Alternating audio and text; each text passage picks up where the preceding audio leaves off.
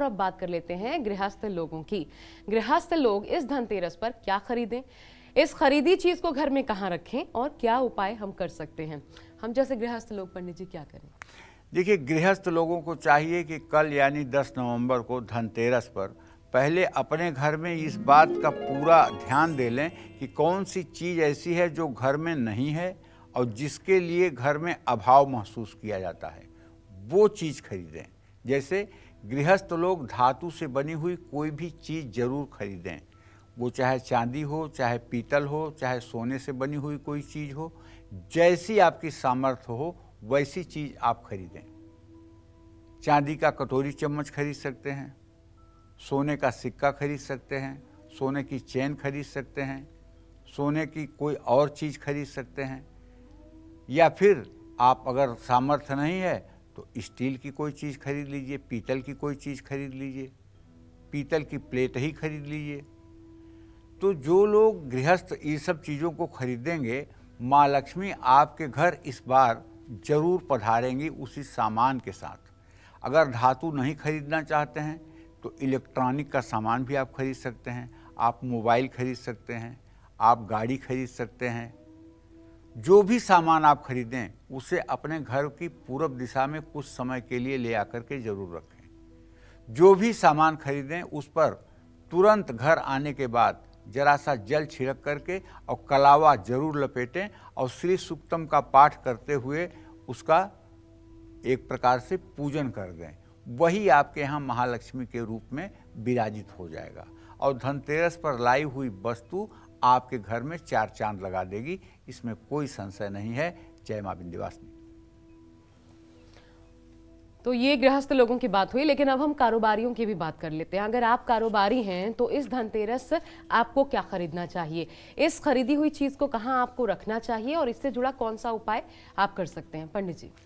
देखो, व्यवसायियों के लिए तो एकदम स्पष्ट सी बात है, आपको 3 चीज़ें महत्वपूर्ण है जिसे खरीदना ही है।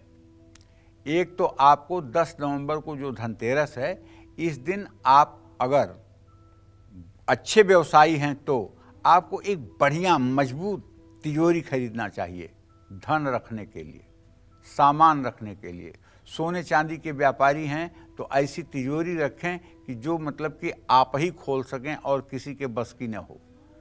अगर आप किराना जैसे चीज़ों का व्यवसाय करते हैं या कोई ऐसी चीज़ आप बेचते हैं जिसका तौला जाना जरूरी है, तो आपको तराजू खरीदना चाहिए कल के दिन। और यदि आपका लेन देन बड़ा है तो आपको बही खाता खरीदना चाहिए और बही खाता को लपेटने के लिए लाल कपड़ा भी खरीदना चाहिए। तो ये बहुत मंगलकारी होगा। कारोबारी धनतेरस पर जो भी चीज़ खरीद कर लाएं, उसे लक्ष्मी गणेश की पूजा के बाद अपने कार्य क्षेत्र की उत्तर पूर्व दिशा में कुछ समय के लिए जरूर स्थापित करें। और कनक धारा स्त्रोत का पाठ कल शुभ मुहूर्त में वस्तु के सामने बैठ करके कुछ देर भाव विभोर होकर करें।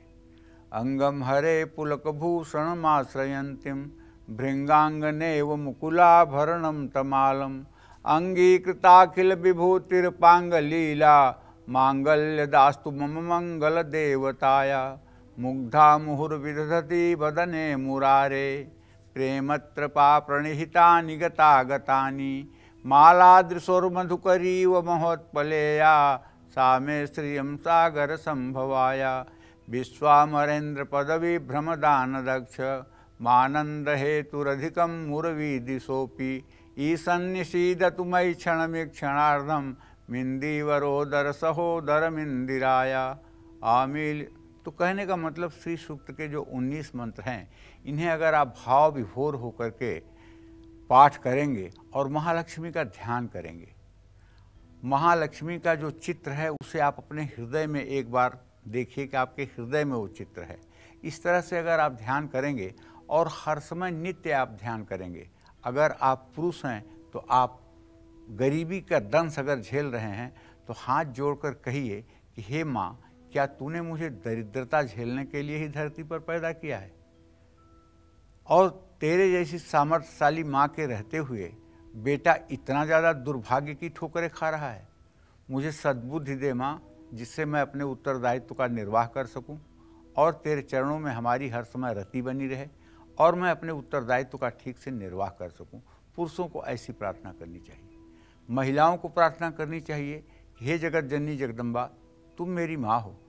तुमने किस प्रयोजन से मुझे इस धरती पर भेजा है मैं नहीं जानती हूँ, लेकिन ये मैं ज़रूर जानती हूँ कि माँ, तू जैसी दयालु माँ है तो मुझे और मेरे परिवार को हर समय अपने आशीर्वाद से सराबोर रखो माँ। माँ, आपका 1 मिनट का भी विस्मरण हमारे लिए बहुत दुखदाई हो जाता है, इसलिए आपका स्मरण सतत हमारे और हमारे परिवार पर बना रहे और हमारे परिवार के लोग शुद्ध बुद्धि के साथ धर्म और देश का जिसमें उत्थान हो ऐसा आचरण करें। ऐसा कृपा, ऐसा आशीर्वाद बनाए रखना माँ। तो इस तरह से जब प्रार्थना की जाएगी तो आप निश्चित मानिए प्रार्थना में बहुत ताकत होती है। प्रार्थना से बढ़ कर के किसी चीज़ में ताकत नहीं होती है। जो ताकत प्रार्थना में होती है वो ताकत किसी चीज़ में नहीं होती है। अगर आप सच्चे मन से ईश्वर के सामने शरणागत हो करके और प्रार्थना करें तो बड़े से बड़े दुर्भाग्य को भी टाला जा सकता है, इसमें कोई दो राय नहीं है। लेकिन जो लोग ये समझते हैं कि ईश्वर माने, धर्म माने सिर्फ पैसा, धर्म माने ऐशो आराम, धर्म माने बहुत संपदा, गलत सोचते हैं। धर्म पैसा नोट छाप कर नहीं देता है। धर्म जो है आपको बिल्डिंग बना के नहीं देता है। धर्म आपको देता है दुख सुख में समान रहने की हिम्मत, और धर्म आपको देता है आवागमन के चक्कर से मुक्त होने का पूरा पूरा रास्ता। ये धर्म आपको देता है। और जिस दिन आप काम क्रोध मोह लोभ रूपी शत्रुओं से बच जाएंगे, उस दिन आपके जीवन में धन वैभव सारी चीज़ें अपने आप इतनी हो जाएंगी कि जिसकी आपको ज़रूरत नहीं होगी। तो इसलिए पहले काम क्रोध मोह लोभ जैसे जो 4 दस्यु, 4 आतंकवादी आपके अंदर प्रवेश कर चुके हैं, इन्हें धीरे धीरे हटाने का प्रयास करिए। ये इतना जल्दी हटने वाले नहीं हैं। तो महालक्ष्मी का स्मरण अगर सतत बना रहे, और जिन घरों में कुंवारी लड़कियां हैं, 12 साल के नीचे की लड़कियां हैं, उस घर का तो कुछ पूछना ही नहीं है। उस घर के लोगों को चाहिए कि लड़कियों से हाथ जोड़कर निवेदन करें कि तू 1 घंटे के लिए बैठ करके 2 बार 5 बार श्री सूक्त या कनक धारा स्तोत्र का बोल बोल के पाठ कर दे। और अगर उसने पाठ किया तो आप मानिएगा कि उसके मुंह से एक एक निकला हुआ शब्द सूर्य की 1000 किरणों के बराबर आपके घर में फैलेगी और आपके घर के दरिद्र का दहन हो जाएगा। दरिद्र कभी आपके घर में टिक नहीं पाएगा। जिस घर में कुंवारी कन्याएं भगवती महालक्ष्मी का आयोजन करती हैं, उस घर में दरिद्रता कभी दिख नहीं सकती है। 1 मिनट के लिए अभाव हो नहीं सकता है। कभी कोई गंभीर बीमारी हो नहीं सकती है। अकाल मृत्यु का भय सदा सर्वदा के लिए समाप्त हो जाता है। बस लेकिन कुमारी कन्याओं के अंदर हमें ईश्वरीय भाव देखना चाहिए। वो हमारी बेटी है, इस भाव से कोई ऐसा संबोधन करके नहीं बुलाना चाहिए जो संबोधन महालक्ष्मी को प्रिय न हो। इसलिए उसे सम्मान के साथ ही, आदर के साथ ही, आदर सूचक शब्दों से ही बुलाना चाहिए और उसकी उसी तरह से, उसी दृष्टि से उसका पालन पोषण भी करना चाहिए। जय मां विंध्यवासिनी। तो एक उपाय जो कल धनतेरस के दिन, और न सिर्फ धनतेरस के दिन ही बल्कि साल भर आप अपना सकते हैं, पंडित जी ने आपको बताया।